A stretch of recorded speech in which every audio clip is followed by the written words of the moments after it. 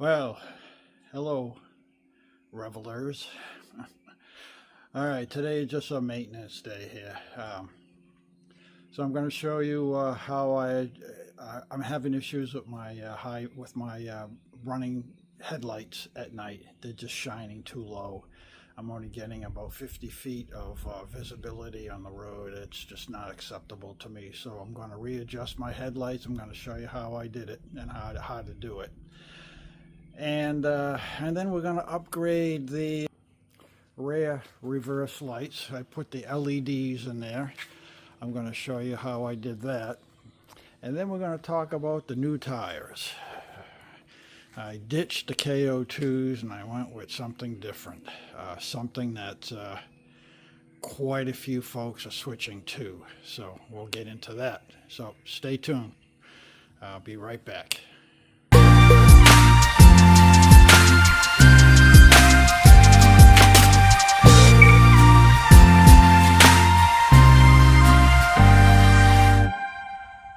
Okay, here's my next project. It's we're changing out the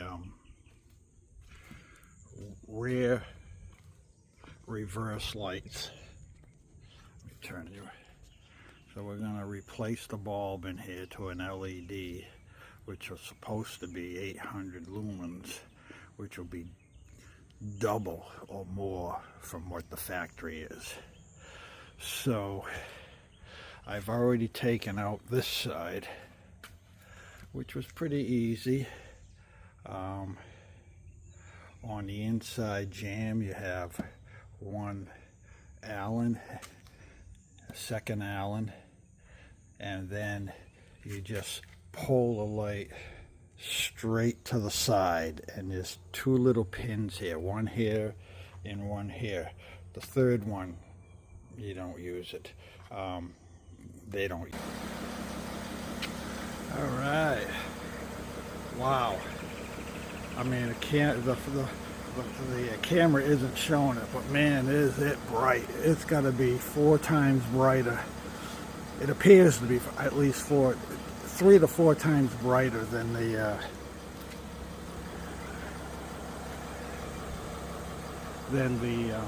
stock rear. Okay, all right, I gotta get it here.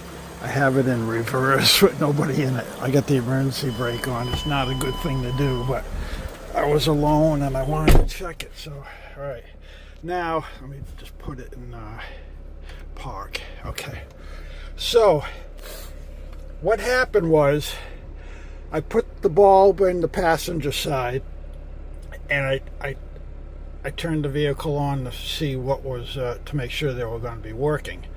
And all of a sudden I had this message come up on the screen here.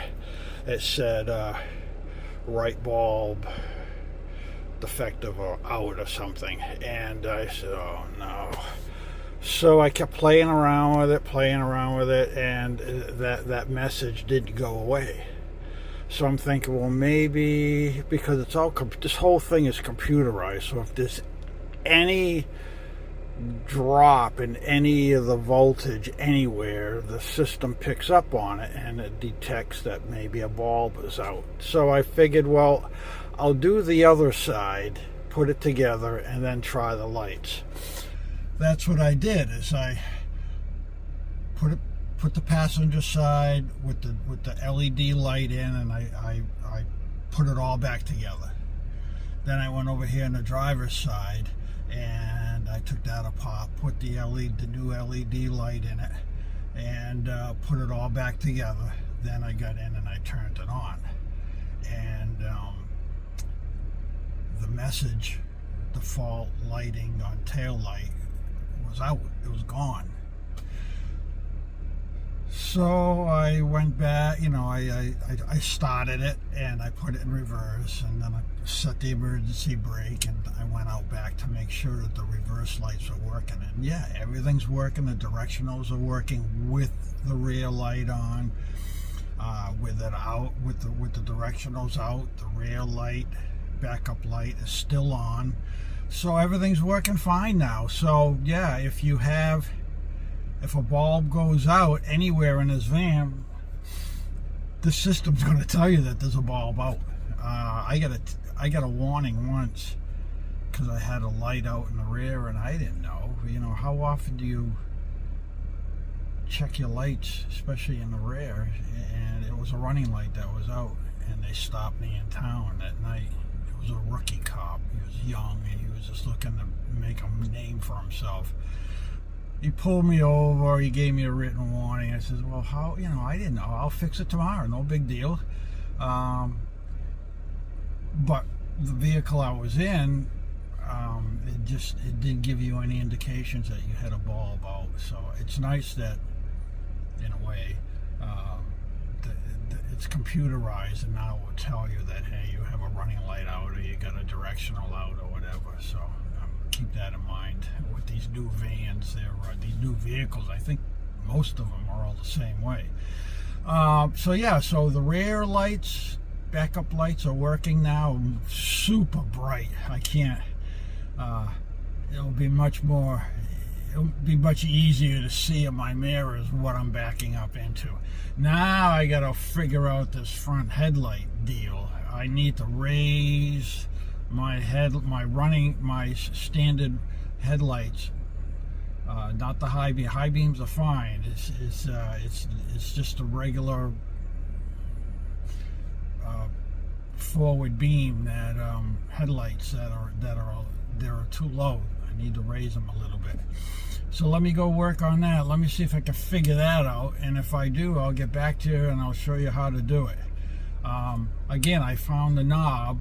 If you open up your hood and you look on top of the light assembly on either side, driver's side or passenger side, there's a little white neoprene cap, little tiny thing, and you just pop that, and there's a Phillips head screw in there, and you turn that, and that adjusts each individual light. But let's say you're working on the driver's headlight, it swings the beam to center or out, so you can adjust your beam on your headlight that way. I found that screw. I'm having a hell of a time trying to find the screw that makes it go up or down. I don't know where they hid that frickin' thing. So let me play around, make some phone calls, and go from there. And I'll get back to you. All right, bye for now. Okay. Good news, I found it. So we are on the passenger side, right where the DEF here, and then here is your windshield, okay? So if you look down, you're going to see this little button right here. You take that little cap off, you just pull it up, all right? There's the little cap, and that's a Phillips head. And that's how you adjust it left to right, okay? So we don't need that right now. The other button is right there. I found it, and there's no cap on it. So I don't know what happened, but anyway. You need a long screwdriver that will go down here, a Phillips head. It will go down here, and it will, you know, you'll screw that right there. Now that is the screw to raise and lower the beam on your light, okay? Let's see, I haven't even looked. Let's see if I can find it over here on this one. Oh, this one's gonna be tough. Oh no, there it is. Okay, so here's the cap again. Let me zoom that back out. Okay, so here's the white cap. That's for side to side. And then right, where are you? I lost it. Where are you? Where did you go? Huh? Oh, there it is. All right, right behind. Where's that cap? Here it is. Okay. Come on, where are you? Bear with me, folks. I can see it, but oh, there it is. Okay, there it is. Oops. So here's the white cap. Here's the white cap for side to side. If you go straight down now, there's, well, let me get my finger out of this. See that white cap? It's right there in this little black groove. See that little neoprene? All right, that's where you throw your Phillips head, right in here. and that will adjust the driver's side up and down. Okay, so later this evening when oh, maybe I can do it now. I'll have to move my vehicle over to the shade on the barn. All right, so we're gonna move the vehicle, and then we're gonna adjust these headlights. All right, I'll show you how to do it. All right, get back to you in a minute here. All right, I think we're gonna put the headlights over here on the back end of this barn. And I think there's enough of a shadow where I'll get a beam on my light. I think this will work out fine.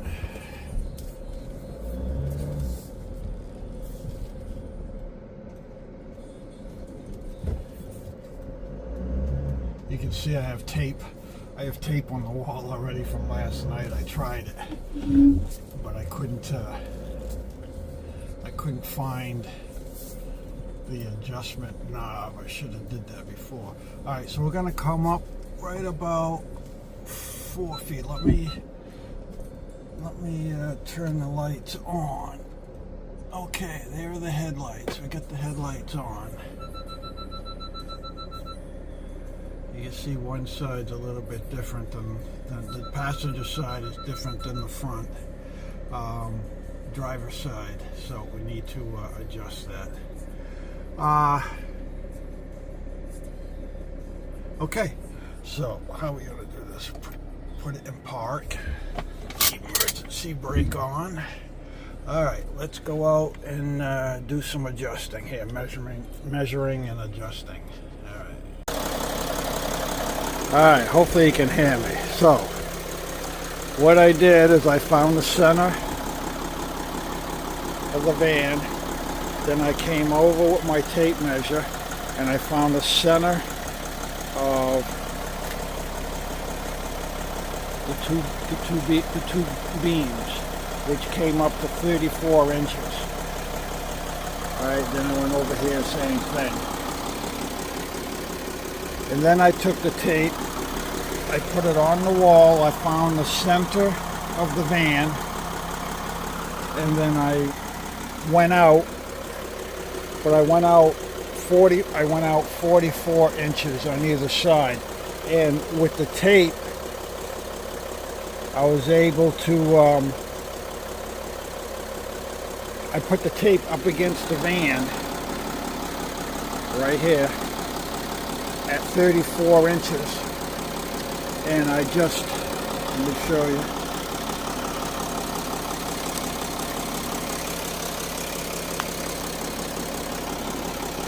And I just held it like that, but if you look at the wall, you can see where the edge of the tape is.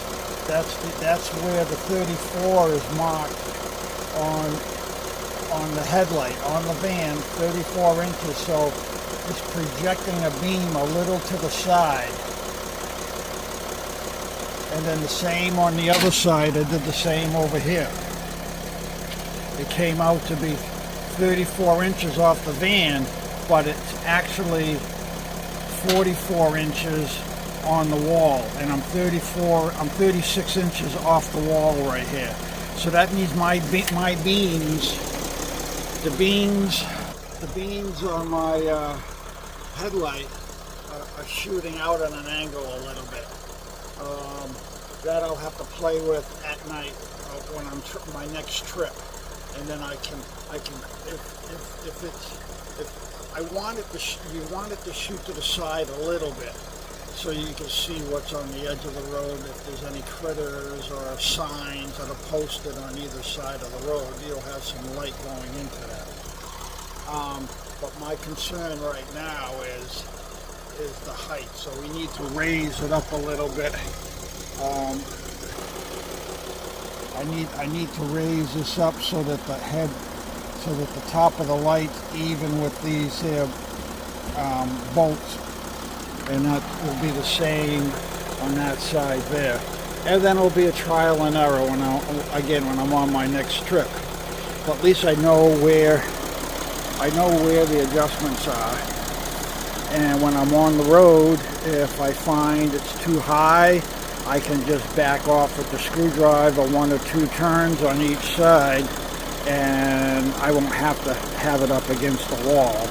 I'll be able to do my adjustment that way. But right now we're setting a baseline to work off of.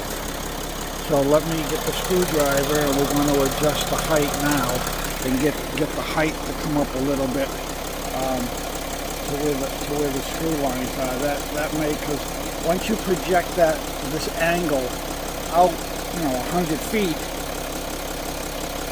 a minor adjustment on going up or down is going to, the further out you go, the higher off the road your beam is going to be. So you only want to do maybe a ½ an inch here will make a foot or more, maybe a 1.5 foot difference, 100 feet away.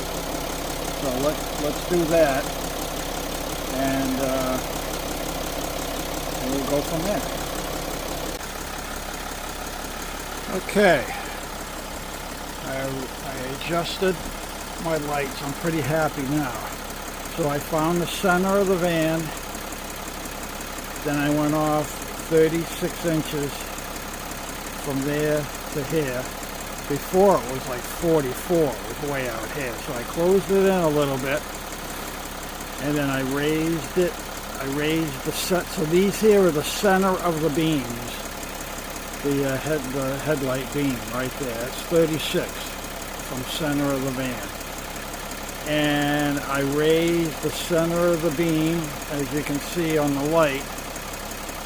I raised it about an inch here. So going out 100 feet, it's going to be quite a bit. It's going to be the beam will be about 1.5 foot or so higher, which that's what I need. I need to see at least 100 feet in front of me, not 50 feet in front of me. Because the beam right now is I can only see 50 feet in front of me. That's it. That's not acceptable for me anyway. So this is a baseline. Now, when I take it out on the highway the next trip, it should be a little bit better, and I can make fine tuning. I can make fine adjustments and tune it in a little better. But yeah, it looks good now. The beams are equal. They're centered this way. So yeah, there it is. All right. So I don't know if you're having issues with your headlights. This is a little something here. I don't know if you can hear me. Yeah. This will be a little exercise for you. So I think it's going to work out pretty well. Okay. Oh, the other thing I want to show you is I upgraded my tire. I went with the Cooper Discovery AT3s. I had to get away from the BFG KO2s. They were just getting way too loud. I just couldn't take it anymore. I couldn't even have, if I had somebody in the cab, I wouldn't even be able to talk to them. I had the radio up. I had to turn it way up to almost half volume even to enjoy the music. So I went with these, did a lot of research, and everybody that's had the Cooper Discoveries, these are the LTs. I did not go with the XLT. XLT, the same tire. The only thing, the XLT, is they beefed up the sidewall even more than the LT. The LT is beefed up, but I wanted to be able to, when I get in sand and snow, I wanted to really be able to let the air out, to have a good footprint. And the XLTs are mainly for the Jeeps and the Gladiators and the Raptors, those guys that do a lot of rock climbing, crawling, where the edge of the tire was gripping onto the sidewall of rocks. I didn't need that kind of tire, so I went with the LTs. And same 10 ply, same weight rating, 3,195 pounds per tire, same as the KO2s. So I sold my KO2s. They had 20,000 miles on them, and I took that money and I put it towards my new tires. So, you know, down the road, I'll let you know. So far, I'm pretty happy with it. Coming back from the tire dealer, it was super quiet. Couldn't even hear the tires at all, not like before. So, yeah, happy with that. I'll give you a report in a few months after my next couple of trips. But I'm going to be happy with these. Yeah, they look good too. You know, they fill up that same tires, a 32 or 33 inch. I think they're 33 inch. These are the 275/70 17s, and I kept my Method 701 rims. I like these rims. They're fine. I'm not going to upgrade. I'm not going to spend $2,000 for new rims. So I'm going to keep these for a while. I'm happy with them. All right, so that's I'll let you guys go. Just a quick update and a quick did the rear lights in the backup lights. We adjusted the front headlights, and I explained that I upgraded my tires. So I think that's it for this video, and we'll catch you guys on the road. Oh, I changed the name of my YouTube channel here, as you noticed. I got rid of the 4x4 and I just went with Revel Adventure Bound, because that's what I am. I'm just out there looking for my next adventure. And I changed, so Instagram, I ended up, luckily I was able to secure that name, Revel Adventure Bound. And then on Facebook, I'm starting that group up. And if you want to follow me on my daily activities here, you can go to there. Facebook, same thing, Revel Adventure Bound. So, all right, guys, we'll talk to you later.